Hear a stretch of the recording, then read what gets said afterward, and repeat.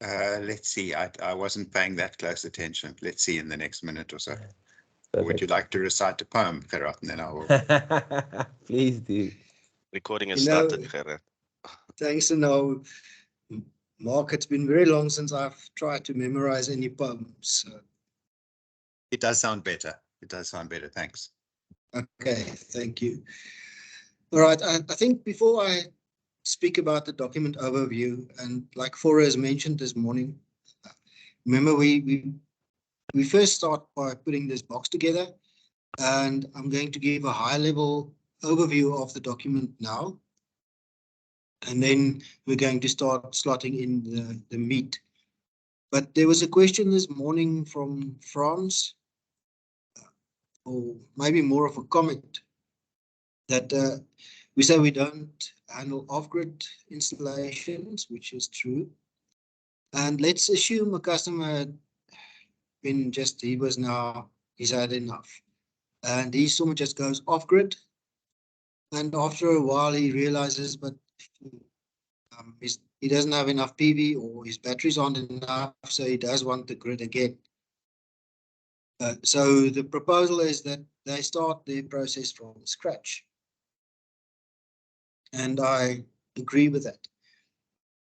Where they previously said, well, I'm now going off-grid, now they have to reapply for even maybe a normal connection point. But in terms of the generator, definitely they have to apply for a generator connection following this full process. And this also applies to some cases, because up until recently, you only needed to register with NERSA for up to 1 megawatt. And a lot of customers had their generators just under 1 megawatt. And now, then the licensing requirements relaxed to the 100 megawatt mark. And people said, okay, now I can increase it by another 1 or 2 megawatts. They have to apply for the full capacity, because maybe under 1 megawatt, you could do the simplified assessment and you said, okay, now everything's fine. But you have to look at the total impact.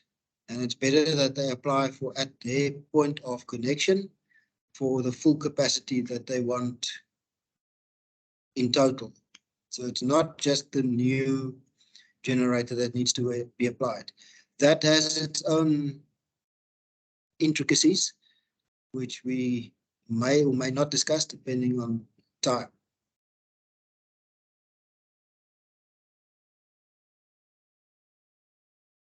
Okay, just quickly looking through here. I see anything else specific at this stage? Okay, Jan, your comment on that, yes, off-grid would impact land use and building regulations, but that is pretty much a standard process, which they will follow. But in terms of connection to the grid, that is definitely, that would be a new application.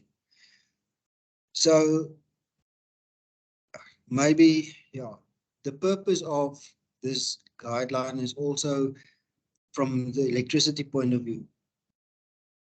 So for the electrical grid and impact on that network.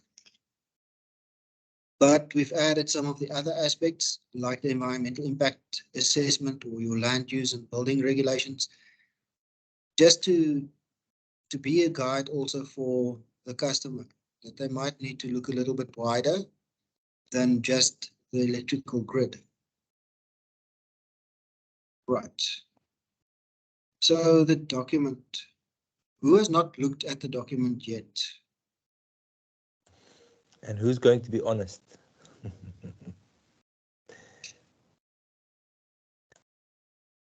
Okay, so I've put up on the screen now the document. It just doesn't seem to, yes, there it goes. A little bit smaller.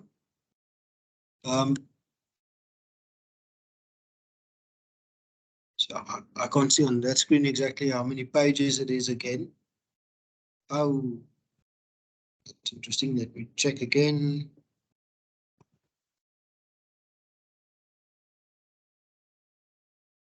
71 pages. Thank you, Mark. So, yeah, that's the document, and we are going to refer back to it from time to time. Obviously, an index is usually a good place to start. And there are some definitions. And yeah, okay, so we'll talk about it, the different sections, etc. And now yes, somebody Gerard, wanted sorry. to speak. Yeah, could you if you do go to the document, maybe just to enlarge the screen a bit, or the document, just so that it's clear to see. But also advice for the users, you can also enlarge the screen on your side. So there's two ways how you can do that. You'll see on the MS Teams there's an option that says more actions. Just want to quickly check there. I know there's a focus option. Just looking for that now. You can share quickly for it. Yeah, I don't see it actually now. They've changed now some of the. Just quickly, that's the nice thing now. But I know there's an option that allows you to go for focus or widescreen so that you can show the full screen. So that is, I don't see. Let me just quickly. I'll look for it. But yeah, Gerard, if you could maybe just check on your side, that would help, please. Okay. It is on the view. Sorry, it is on the view. So, Gerard, it is on the view. For check on the view there. Becky, This thing. yo, Dorang, yes. If you click on change your view, there we go. It shows you there's a full screen option. And there's also a focus option. So you'll see there's the hand, react, view, change your view. So there you can change it. Yeah. So yeah. Yeah. Change your view. If you click on it, you'll see there it says full screen. And you can also close the participant list there, so cross. So yeah, so that will also enlarge the screen. Just select the full screen again. There we go. Okay, so now you can present, you'll get the full screen. Sorry, I just need to show that, otherwise you might struggle to see. Thank you, Gerard. Okay.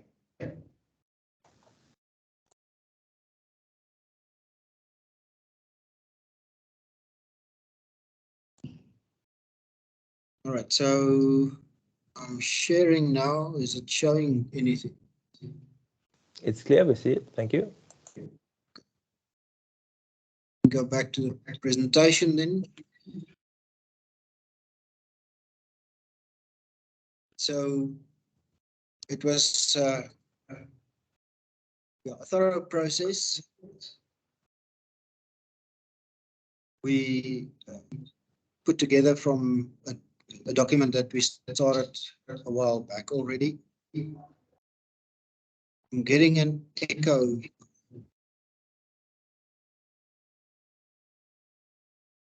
If somebody just check the microphones are muted, please. Sorted, you can continue. Okay, thank you. So that was updated. Then we also asked several people in the industry to comment, both from the municipal side as well as consultants. And those were incorporated into the guideline. And then Mark Borges took the document and over the Christmas holiday made a lot of edits and made it, I think, much more readable. And it was sent out early in January. And there's been some changes based especially on the new Schedule 2 that was issued. And it's a working document. We are definitely going to continue making edits as we go along. So any comments from your side, please feel free to share it. So the guide is intended to help distributors in processing the generator applications. but it also serves as a guide for the customer so that they understand what these processes are. And therefore, there's a disclaimer, laser pointer. Guide users are advised to look at what all relevant legislation are. For instance, environmental impact assessments. That is not dealt with in a lot of detail. And it's not meant for the customer to make sure they can tick all the blocks. It's meant for the distributor to tick the blocks to meet their licensing requirements. But just like we've said before, we've got 3 sections. So overview of the document, I'm going to speak briefly about this section 1, and then what are we going to get in the other 2 sections of the document.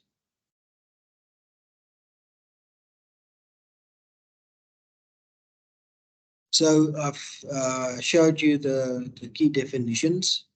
I think it's quite important at this point to consider what we have already discussed. The customer that we used to say is the user of the electricity is now actually a user of the network.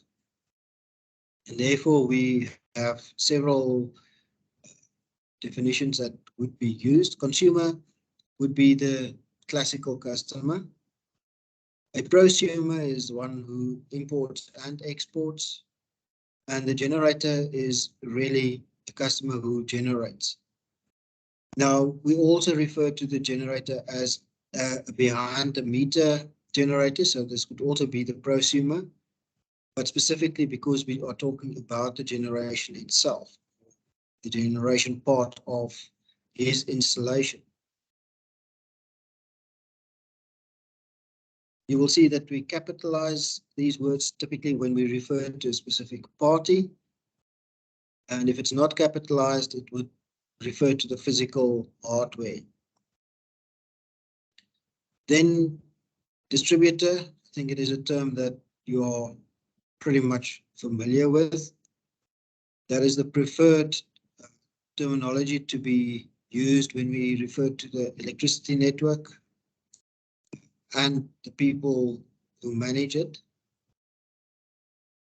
The municipality or municipal distributor is specifically talking about municipal distributor, whereas this could also refer to Eskom. We've spoken about network service provider. That's a term that's used in the grid code and refers to anybody who owns and operates the lines. Eskom, I don't think we need to introduce them. The distribution network operator, he's responsible for managing that distribution network, voltage regulation, other aspects, making sure that it's safe and reliable. And we can also refer to other municipal distributors. All right, so we said this guide was written for distributors in the first place. So the purpose is that we lay out the process to be followed to enable generator applications, specifically considering the electrical network. How is the distributor supposed to assess the application?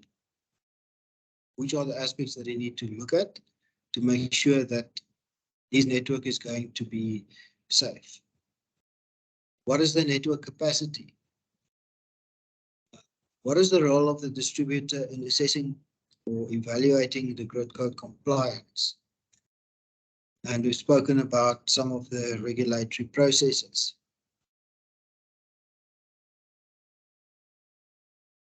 So generator or customer, if he uses this document, he will understand the process that the distributor will follow. There's a checklist of the distributor requirements, so he can pace himself against it. There is an overview of the grid impact studies and grid code compliance that needs to be followed, as well as references to other documents that would provide more details. And once again, an overview of the regulatory process. Now, we've said it before, but typically this is just a guideline. So any distributor can modify this document to suit their specific environment. It is important that you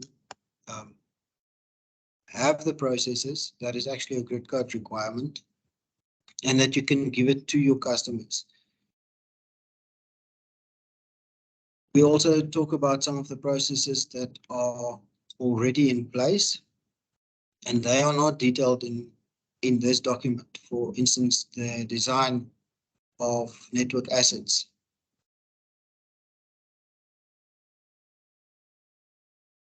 Right, your customers, it does talk about the regulatory, technical, procedural, other aspects that needs to be adhered to, as well as your national and municipal frameworks and requirements. Just a note here again, the grid code doesn't care whether you have your own policies in place.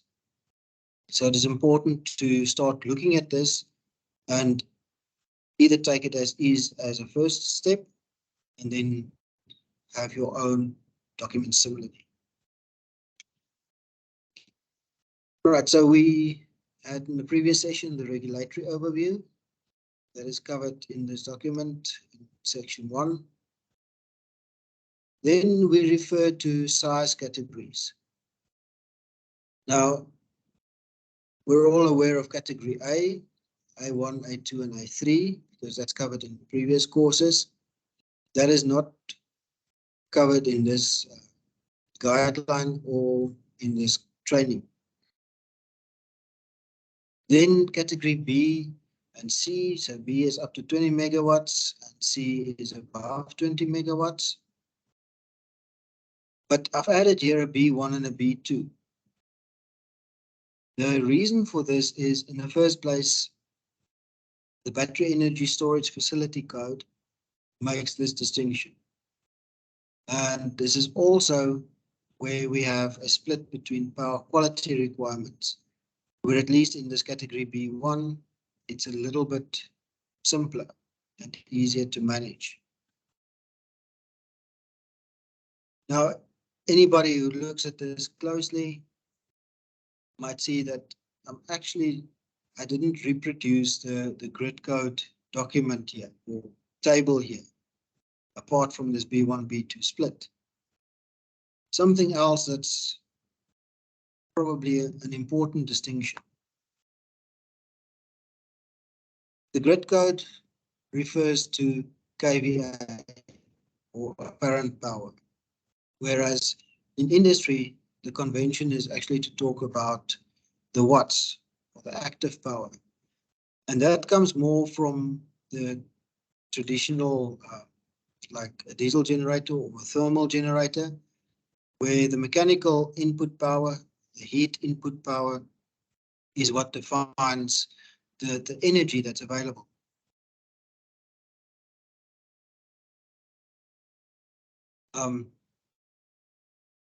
The next intriguing part is that the Schedule 2 refers to the watts or the active power and not to the apparent power.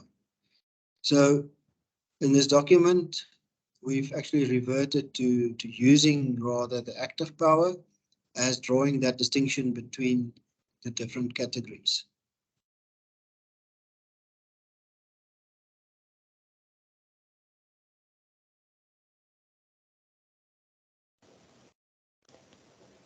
Yes, Warren?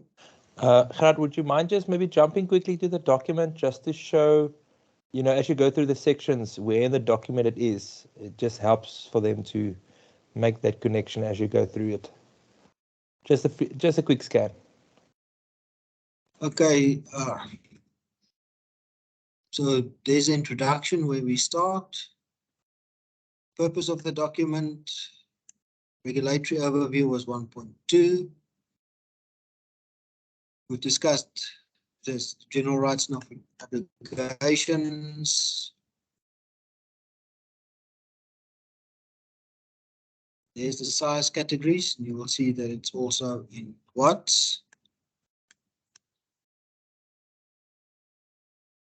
Yes, and then we'll continue up to the overview of the document.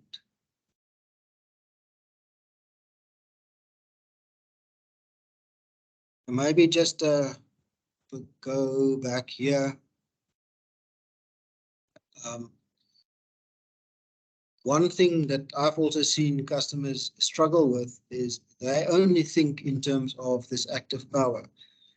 And they often don't understand, for instance, the reactive power requirements that the grid code has.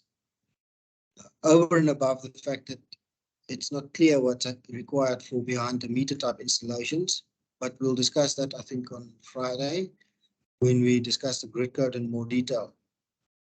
So it's also important here to actually advise the customer that, yes, we can talk about the watts with the active power. That's also what your PV panels would give you. But you still need to be able to do the reactive power requirements. So on top of the active power, there's certain reactive power that you need to be able to maintain. And that feeds back into the apparent power ratings. So just when you speak to the customers, keep that in mind so that you don't confuse them too much.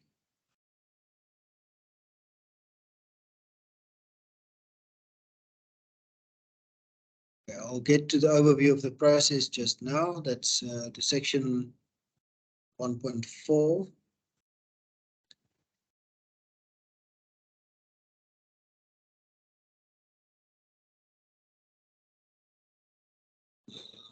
Municipal owned procurement. Just see where exactly was that again.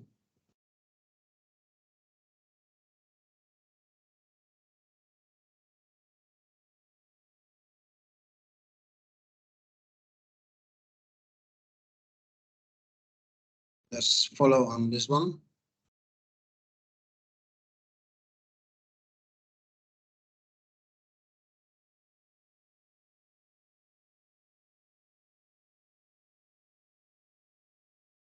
Section 1.5.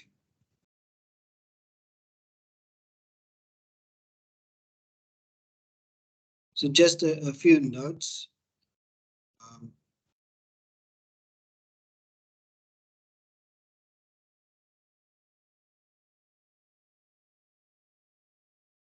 City of Cape Town has been pushing for this for quite some time to firstly install their own IPPs, but also to buy from the customers. Just remember that there is the MFMA and that there's a requirement in terms of the procurement process, even in terms of grid code requirements for the distribution code. If it's longer than 3 years, you need appropriate consultation with your customers. There's also the Preferential Procurement Policy Framework Act, which once again, our president has said that they are looking at the impact of this Procurement Policy Framework Act, what it has on both the municipalities, the customers, and on our country's energy security. So that was very recent, mid-January, if I recall, that the local content, for instance, for PV panels has been reduced to 30%. Whereas if I remember correctly, that was 100%.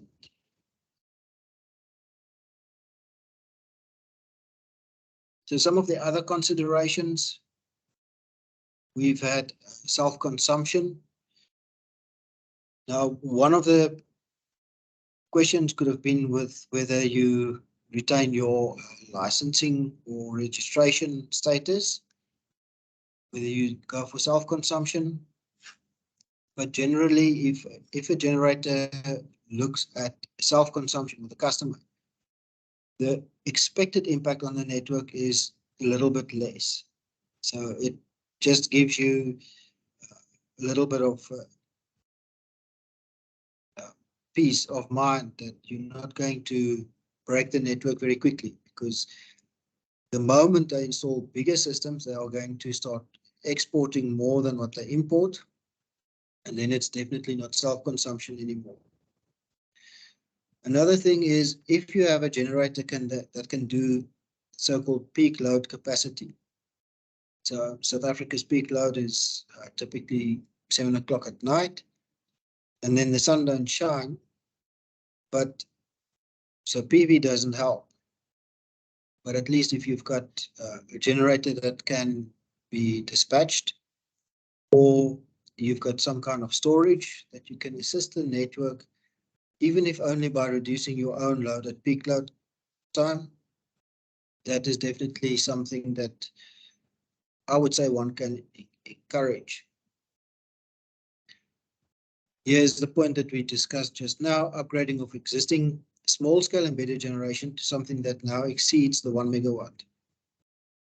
I think that was always even a question previously. Somebody has, let's say, a 600 kilowatt system, and they want to install another 600 kilowatts. They would say it's two separate applications, and in that sense, try to remain in this SSEG domain. But if you add the two together, it's larger than 1 megawatt, and it's definitely not in the SSEG domain anymore. Ancillary services, see if people are still awake again. Who knows what ancillary services are?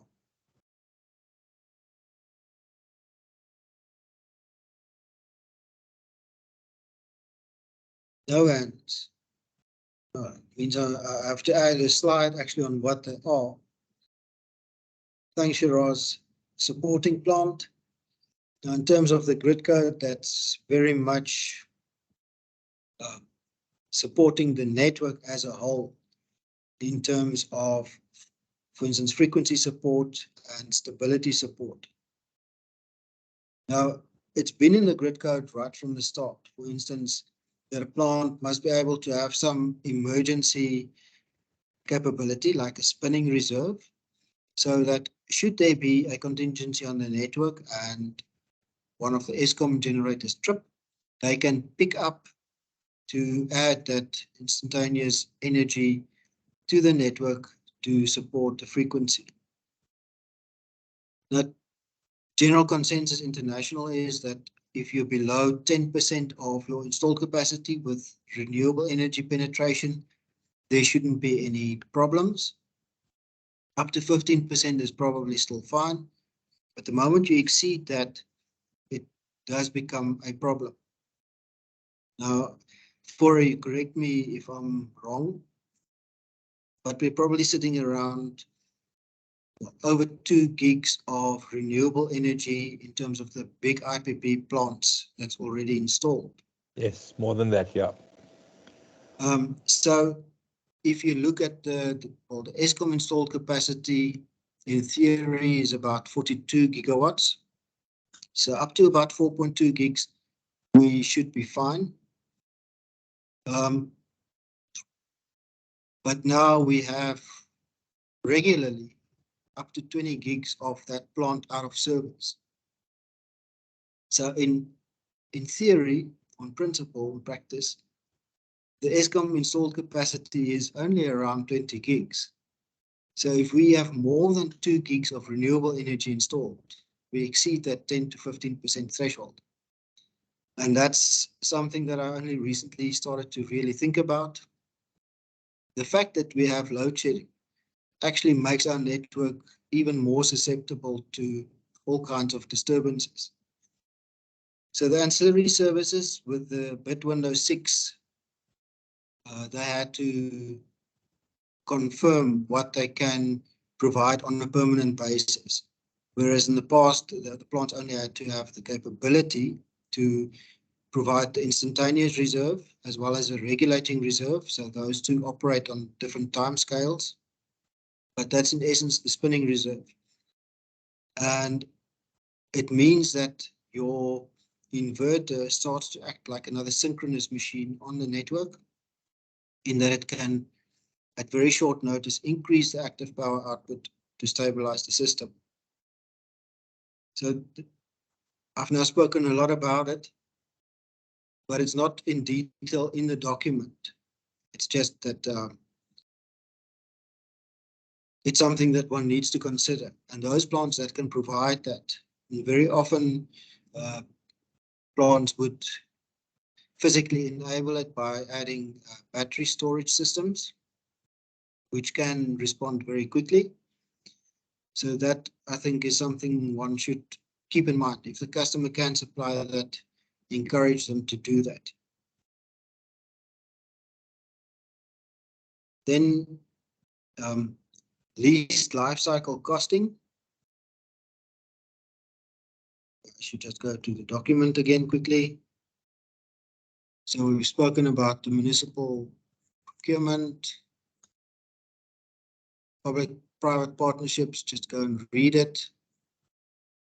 Now I've spoken about some of the other considerations, self-consumption, etc.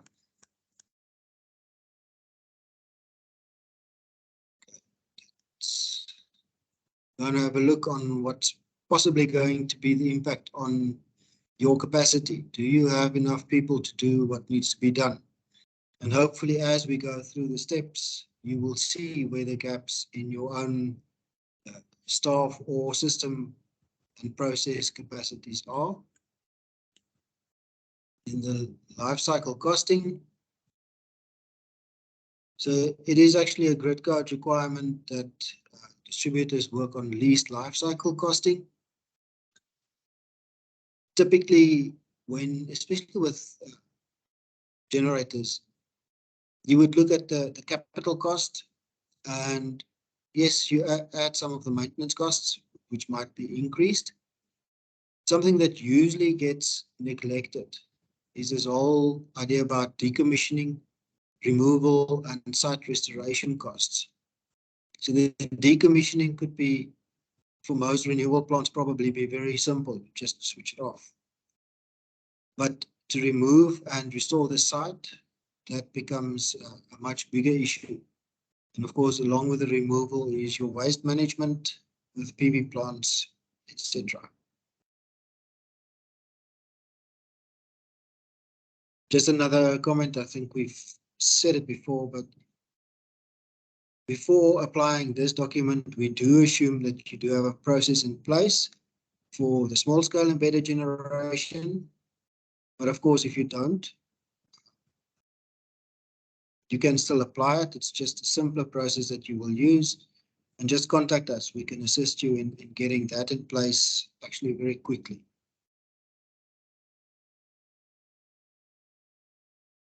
Right, any burning questions or comments right now?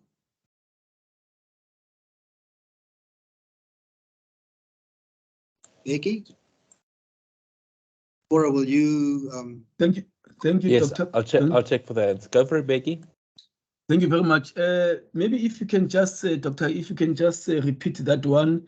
You made a very good example of an existing 600 and an additional 600. By adding 600 and 600 is 1.2, and which is above the 1 MVA or 1 megawatt. What did you say? Did you say that is two separate? Obviously, they will send an application for 600. But how do you treat it? You treat it as totally it would be 1 MVA. But how? I didn't catch that when you were explaining it. Can you please repeat it, Doctor? Okay. So what we say is that the first 600 kilowatt could have been done quite a while ago already. And now they decide they want to add another 600 watts. We say that the application, I think Fora will talk about the application form just now, in this afternoon. What do you have already installed and what are you adding? And you assess the application on the total installed. So for 600 plus another 600, you are going to assess it as if it's a new 1.2 megawatt application.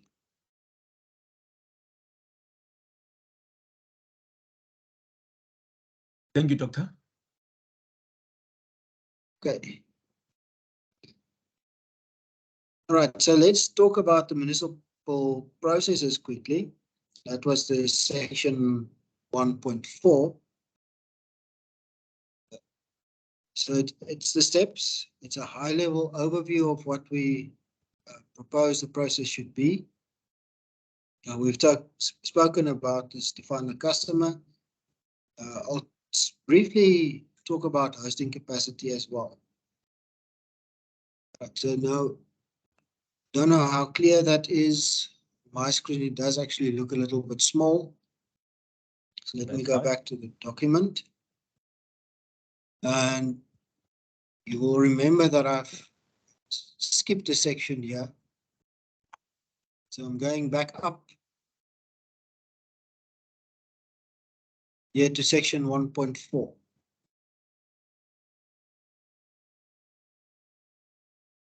There we go. Where we've got all the steps listed here as they are described in the document. So the document, especially section 2, follows these steps step by step and gives more detail of each of these steps.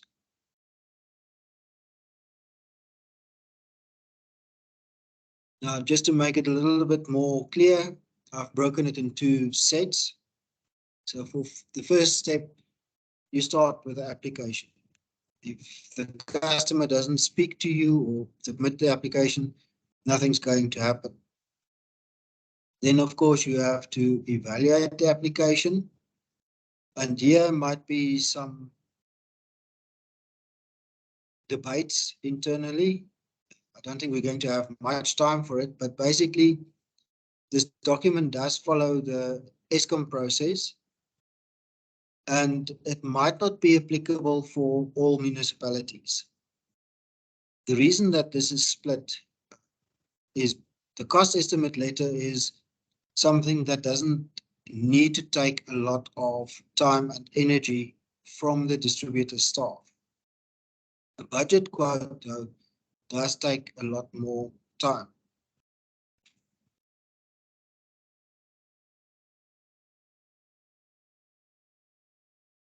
So the idea to have this split is that you do a quick assessment of, is the network, does it have capacity? And tell the customer what it's probably going to cost him. So that's like a feasibility for him.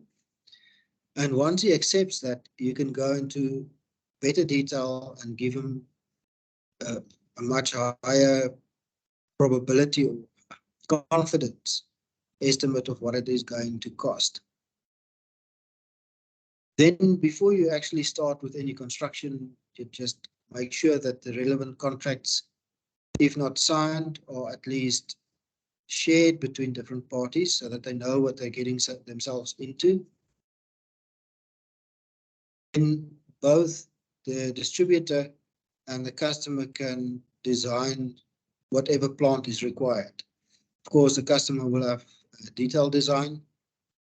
And if there's network upgrades required, the distributor will also have some design. Then designs are completed, construction, commissioning, and the grid code is really for the generator. He has to comply with it and prove the compliance. That's the burden of proof lies on the customer, and just finishing everything off.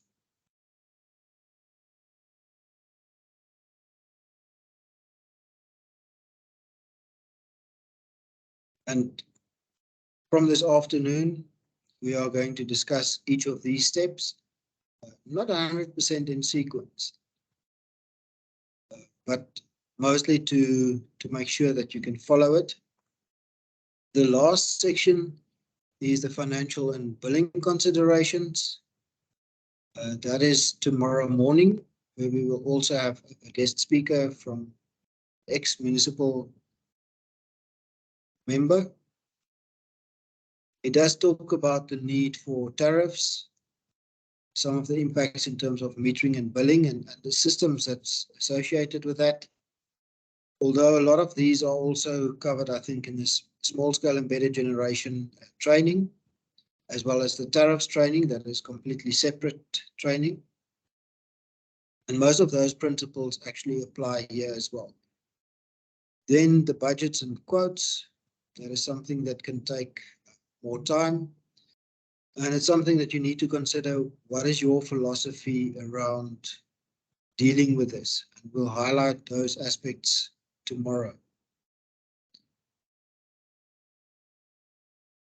So that, just going back to the document.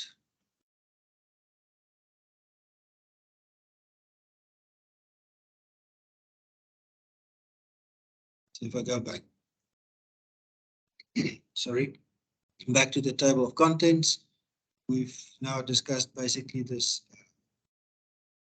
section 1. Sorry about that.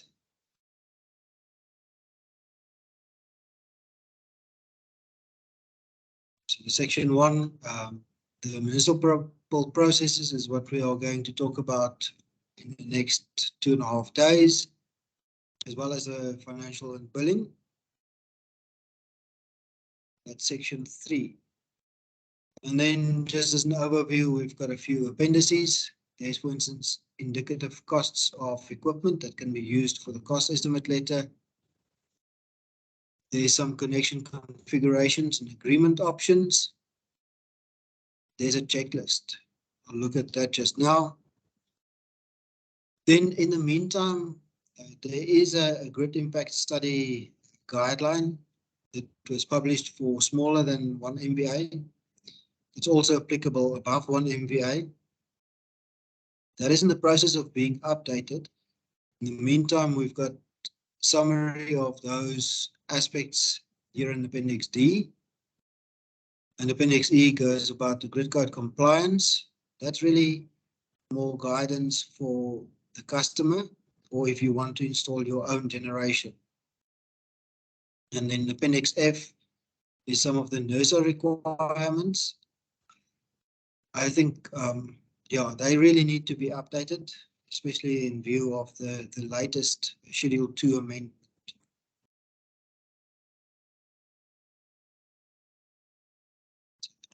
Checklist. So there's Appendix C. Let's see if it works now. Yes.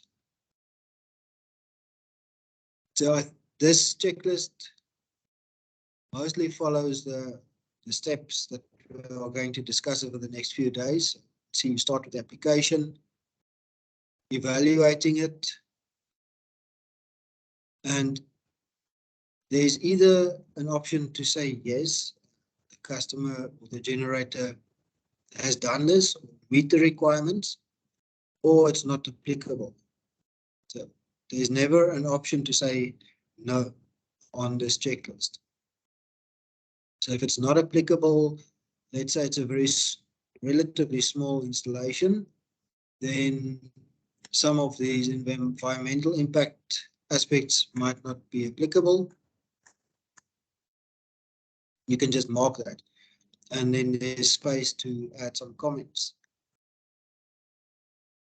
There's some of the different agreements. I think that's a good example. For instance, a power purchase agreement is very seldom going to be applicable, because that is when they sell directly to either Eskom or to the municipality. Wheeling agreements would only be applicable when there is wheeling, of course. So yeah, there is everything in there. And then there's also for the grid code compliance, there's a little bit that's applicable to the distributor. And there's a guide for the customer as well. So you will see there, for instance, we reference official documents that was written under the auspices of NERSA for the grid code. Yeah, this is available on the SSEG website as well. Right.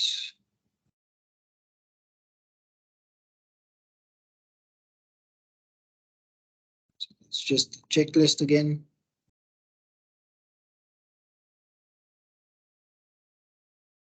And I hope you have an idea of what to expect now over the next few days. Burning questions or comments right now?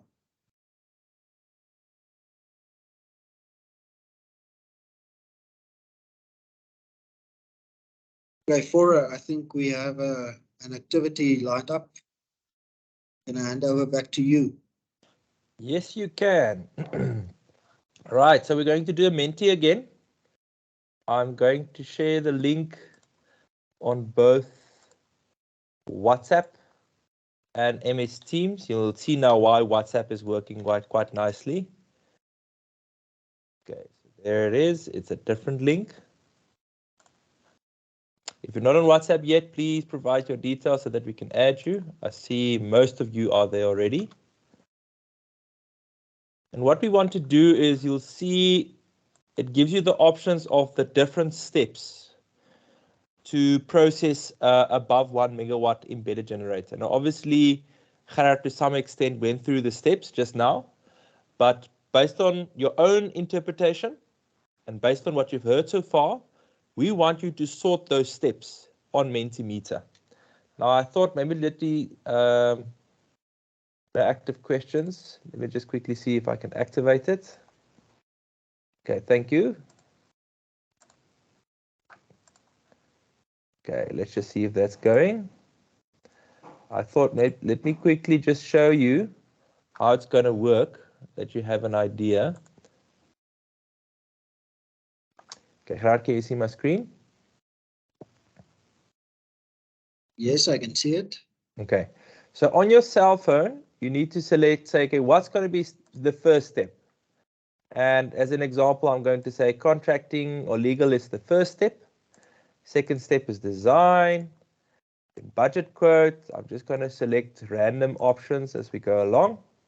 You think that after the authorization, it should be this, then construction, and then lastly, commissioning.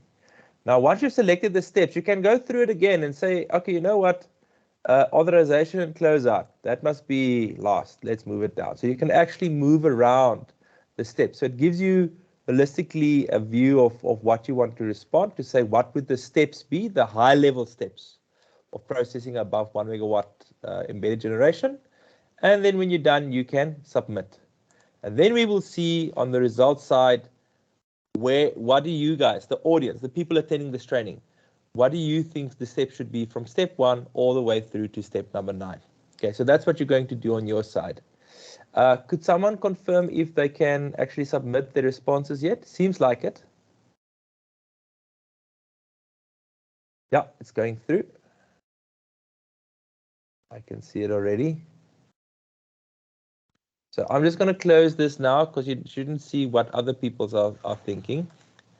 So let's give everybody a chance to give their response. And I will give the QR code. I can share that at least.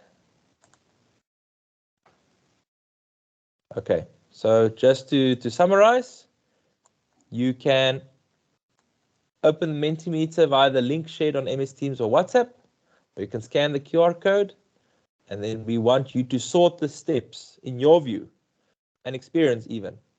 If you've, we saw that about a quarter of the group has processed above 1 megawatt project. So please sort it out, and then we'll look at it together as a group.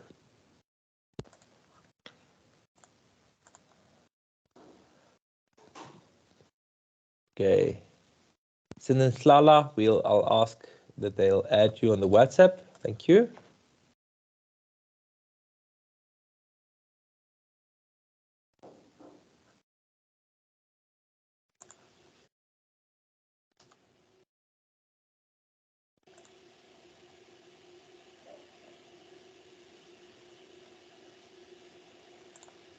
If you struggle, don't know what to do, post us a question on MS Teams or WhatsApp.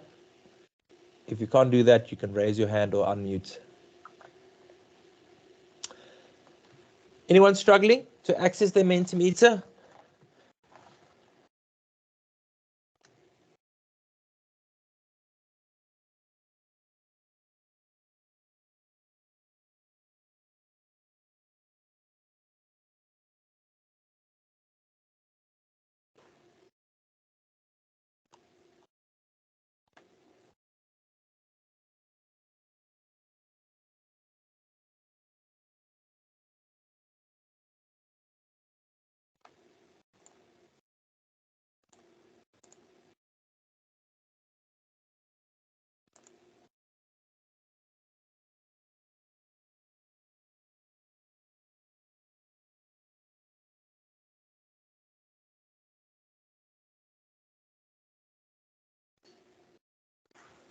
Okay, let's see where we are with the responses so far.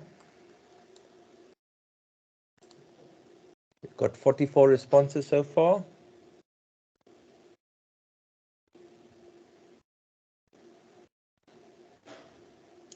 If you have the guideline document in front of you here, you have a advantage. But it would be good to apply your mind. That's the idea of this activity. Apply your own mind.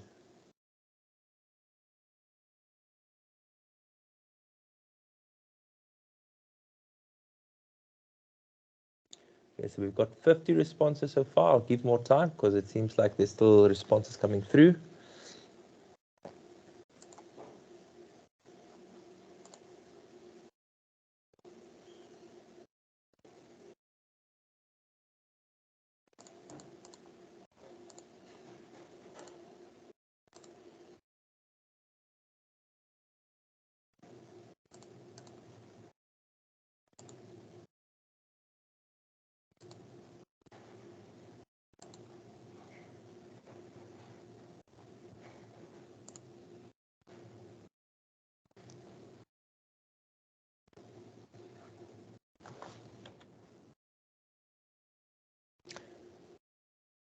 Gerard, are you there?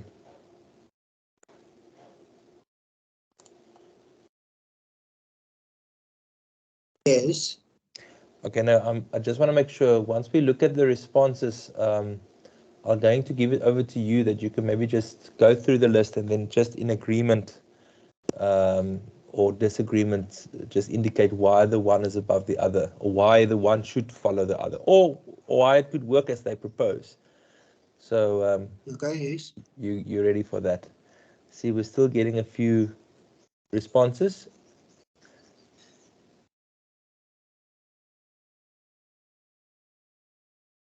Okay, while they're busy with the activity, Gerard, what do you still need to present in for now? Are you're still continuing on the sections, right? No, I think that's this afternoon. Okay, good. So we'll Good. finish off and then we can break for lunch. Yeah, I just want to make sure if there's no other admin activities we need to do. We've done the showing of the website and the training portal. Oh, assistance to create accounts. I know that was one of the points that Sanawa pointed out. So we can utilize that time. 71. Okay, I think the results are more or less stable. We're not seeing much movement now going on. So let me present that. I'm just going to go in like this.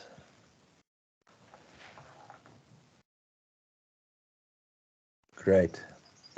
Okay, so based on everyone's feedback, the sequence of the steps or the high level steps of processing above 1 megawatt projects is first step is to submit the application.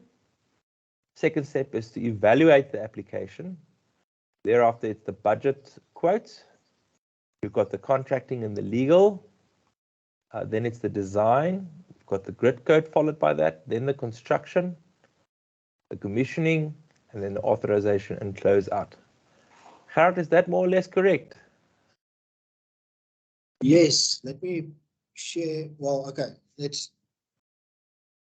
I could try to share the two next to each other. Is that what you wanted to do? Yeah, I think that will be good if you can. Thank you. Let me just quickly see if I can do that. Just going to scroll down to this part. There we go. 0.4, yes. And this one.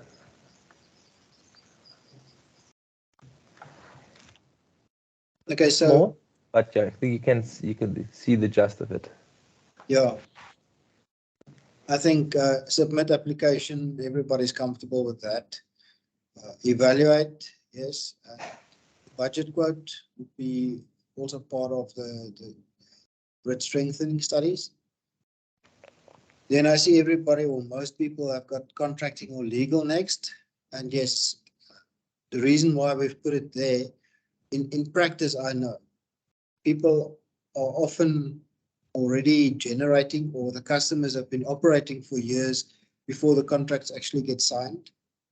So I know in practice, there's, especially with the larger customers, the large factories and the like, there were still a lot of to and fro, even though people have already started construction and building. And with the first round or two of IPPs, I think that also happened, that the connection agreements were signed after the plants were actually operational. But that's a very dangerous scenario, because you might say, okay, well, I designed for this, and suddenly there's something in the contract that you didn't expect. The power quality was one of these things that, especially in the first few rounds, was quite an issue, because the people didn't know what power quality they had to design for. So rather make sure that there's at least a good agreement on what all those contracts are. And even though they might not be signed, that people have seen them. So you've got proof that your customer has seen them and in essence accepted them. So that one I agree. Then, of course, once you know what you're designing for and all the approvals for that has been given, you can do the design. That's the fifth one.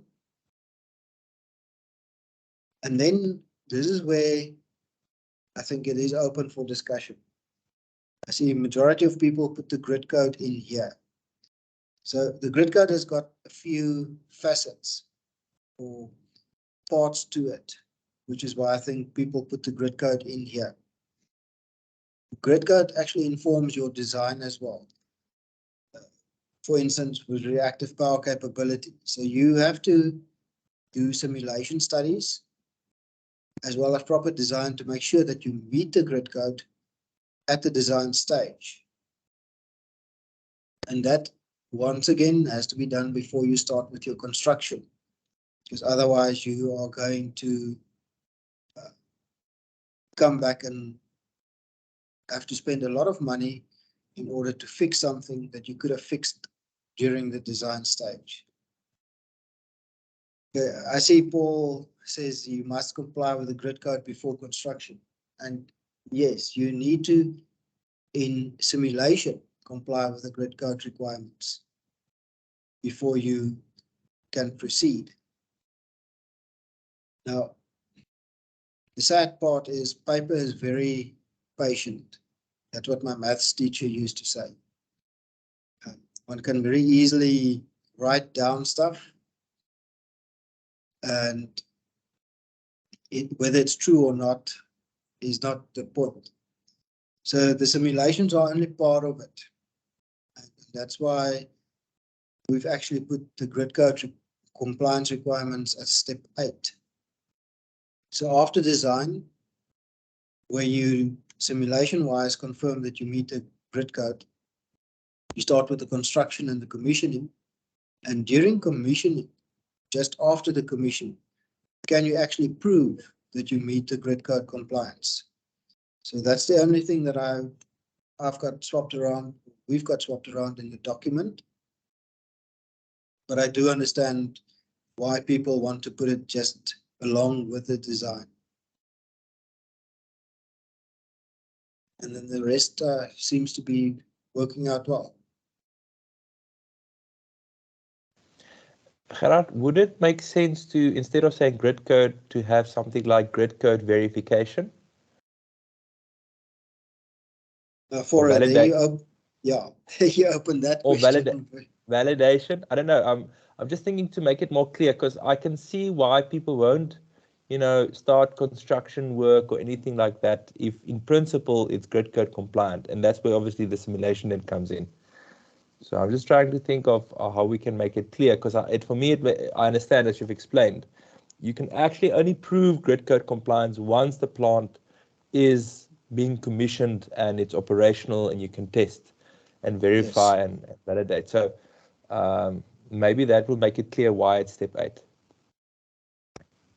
Maybe I could Yes. just jump in quick and say that in the detail of the document, it's exactly as Gerard has explained. In other words, that sort of design side of it does include the simulation and the grid code compliance aspects, which can be done at that point. So it's just a case of clarifying and on the detail of the document, but in these overall steps, so that people don't feel that all the grid code considerations are only in step 8, but to make it a bit clearer here that step 5, in fact, does cover some of that. But later on, I think that is all very clear in the document. Thank you, Mark. Yes, just to maybe come back to Paul's comment, these simulation reports that show that the plant is designed to be compliant is actually, that also needs to be signed off by RETEC before they can continue. Well, that was at least with the IPP bidding programs.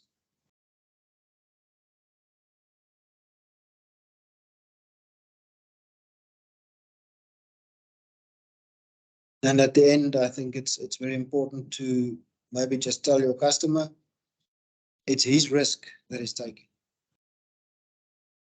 So you can have any engineer sign off that they are actually grid code compliant during the design stage, proceed, but the proof is in the pudding.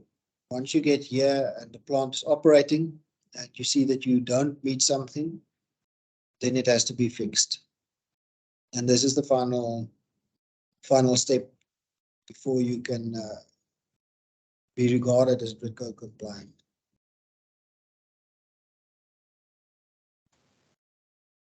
Great. Any other questions or comments? Paul, thank you for that point. Valid point. Anything else from the audience? Maybe if you could send it in the chat. I'll look out on the WhatsApps and so on. Don't see anything. Seems to be that it's clear for most. Again, remember, the steps are based on the guideline, and there's arguments for why the steps are as they are. But if you as a utility have it a little bit different and it works better for you, you always have that prerogative. As long as, you know, the outcome would be the same. That's the bottom line. Okay, great. Shiraz saying,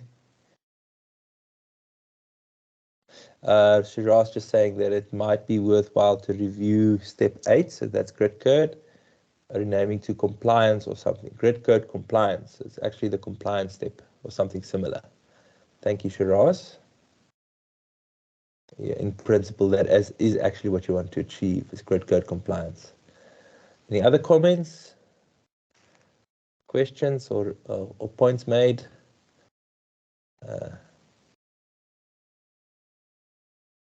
Becky asking, can it be that step 10, the 10 steps grid code come on step 6 and steps 9? Is that during construction and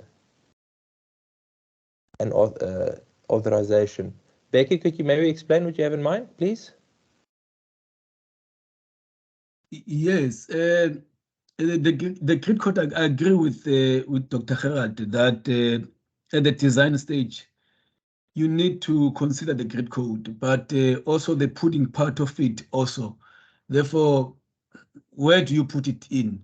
Because those of us who put it in there at step 6 will still argue that no, the grid code must make sure that your designs are correct. But also when you finish everything that is working, you must still consult the grid code that everything is according to the grid code. Therefore, how possible that we put it both, say grid code part 1, grid code part 2, whatever. Instead of having 9 steps, we have 10 steps. Thank you. Thank you, Becky. Gerard?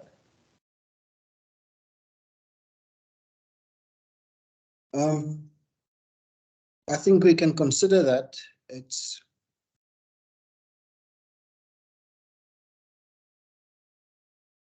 I'm thinking that I think the design, one should, maybe we can add it to the title rather, saying there's a design including grid code compliance, but it also needs to be designed according to the distributor's requirements, as well as what the plant requirements are. So you design is I think a wide enough concept to cover all of that. Leon, where I saw your hand. Sorry, Leon. Before I go over, Becky, is that fine? I think your comment is noted. So I think we can. And I saw Paul. You also made a proposal to say, you know, that with installation they must be designed to comply with the grid code, and then there will be the testing during the commissioning. So yeah, so that's noted. And I think I also made a note about that we can see how we make that more clear in the steps. So that's great. Really good that you guys are applying your mind, because it's important that there's consensus in the framework in which we're going to do the steps. The exact steps we'll do over the next 3 days, actually. Leon, you had your hand up, or are you sorted? Okay, I'm Afrikaans. Terminology is confusing. Step number 7, you're saying commissioning generator on commissioning. That worries me a bit. Working with customers, as long as I've been working with customers, once you commission a plant, got 2 steps left after the commissioning, and the customer don't want to do those 2 steps, or it takes 3 or 4 years to do those 2 steps, that's a problem. So I rather see step 7 be a testing of the plant, and then at the final authorization, then you give him final approval to commission the plant and use it. Maybe I'm seeing it wrongly, but to me, I personally think to allow him on step 7 to commissioning his plant with still 2 steps left. And as I said, I know customers disappearing, not coming, to not bringing the necessary. Then you're sitting with a problem, and then to force him to actually switch it off, it is according to me quite a problem. Good point, Gerard. Yes. Okay, so with the IPPs, that was fairly simple. If you don't get your grid code compliance, you don't get paid. That's actually as simple as that. So if you don't meet the grid code requirements yet, you get a temporary exemption. And I think they get paid at a slightly lower rate than the actual PPA rate. That's all in the PPAs. But if after a set time you don't have a temporary exemption and you don't have your compliance, you just don't get paid. And that has serious impacts on the business plan for these larger installations. You can have something very similar in your contracts, because you are going to install a 4-quadrant meter. So if the customer doesn't meet all these requirements and the sign-off isn't done, they just don't get refunded or rebated or anything for whatever electricity they generate. That doesn't affect everybody. So that's the one thing. Given that it's a legal requirement, I'm not sure if the clause is explicitly in the grid code, but I think if it's in your connection agreement, yes, you can go and switch them off. So yeah, it's very harsh, but the law is also quite harsh. So we're dealing with a little bit of backup here that actually goes over what our bylaws and policies give us. Gerard, I don't think. Sorry, can I just comment Yes. on that? You must remember I'm a technical person, so I'm not really worried about the customer getting paid or getting rebate. I'm more worried about my network and what influence that commissioning will have on the network if it's not done correctly, if the grid code only comes afterwards. So to me, as a technical person, the payment is completely different. I'm worried about my network, and my network comes first. That's why I have the problem with step number 7 being commissioned before all the other paperwork and stuff is in on my side. Okay, let me, I see there's a comment about pre-commissioning. So pre-commissioning is also included in that step 7 commissioning. That's all part of the total commissioning process. And actually, you need to give the letter of authorization to your customer that he can do the actual commissioning once he's done all the pre-commissioning tests. So from a technical point of view, you can, if it's just a generator, you can leave the electricity connection open until he's got that sign off. If it's an existing customer, it becomes a little bit more difficult. And yeah, sometimes our technical people have to rely on the legal and financial people to help us.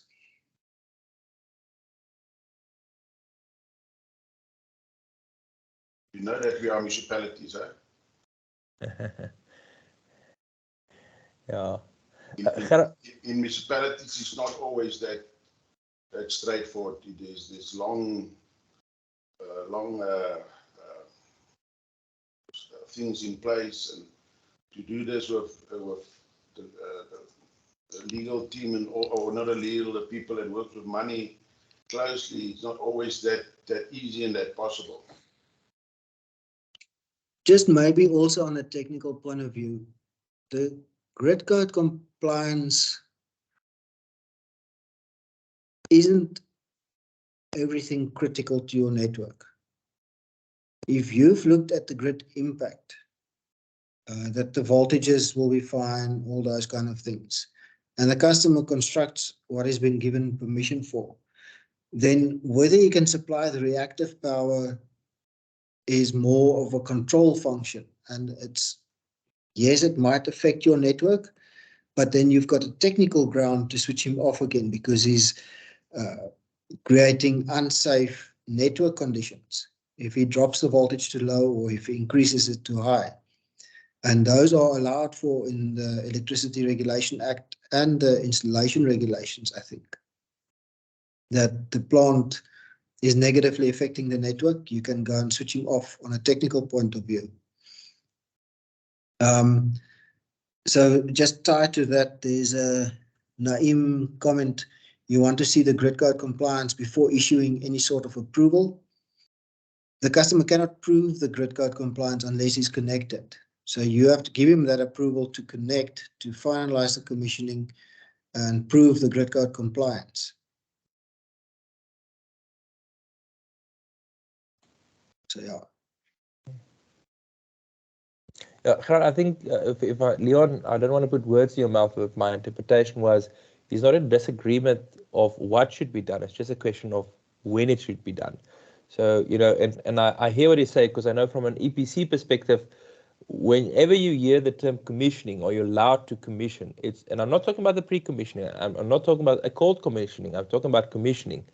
There is this interpretation of, okay, we switch on, technically it's done now, and yes, there's maybe some paperwork, but there's no reason to switch it off afterwards because everything is finalized. So Leon, if I understand your interpretation, is to say that final commissioning you would rather have afterwards just to make it pragmatic, and then you know for sure that once they're commissioned, everything is already in place, so they can do that. But Gerard, yeah, point taken. You can't do the full grid code compliance unless it's actually connected to the grid. So that might be part of the pre-commissioning test, you know, how you package it. But practically how that would work and if the process would allow for it is a question mark. Yeah, so thank you for that, Leon. I think it is definitely, it's important questions that, and how people physically implement it is always I know people will stop where they can and just ignore the rest if they can get away with it. Possibly Gerard and Fora, when we get to the detail of talking about these steps, it'll also be a bit in looking at that detail, it might be clearer exactly how we should phrase it, and then we can come back to this ordering and see what makes sense once we're looking at the detail. But certainly get the points that some clarity and thinking through those sequences would be useful for everybody. And I think that can come later when you are doing the step-by-step, Gerard. That's my sense. Yeah. Good. Thank you, Mark. Okay, so we will still have some time to review the sequence, but I think at least we've applied our minds. which I think is great. I saw also Shiraz, asking step 7, it should be technical commissioning, or so there's a few points listed. So thank you. We'll take that into account. Gerard, is there anything else from your side for the session this morning so far? No, I don't have anything else for now. Thank you. Great. Okay. From my team, if there's nothing else, then I would propose the following. I would propose, try to see if you can access your training account so that you can have access to the training content afterwards. If it's working, you can log in, then you sort it. If not, and you need assistance, we'll be here for a few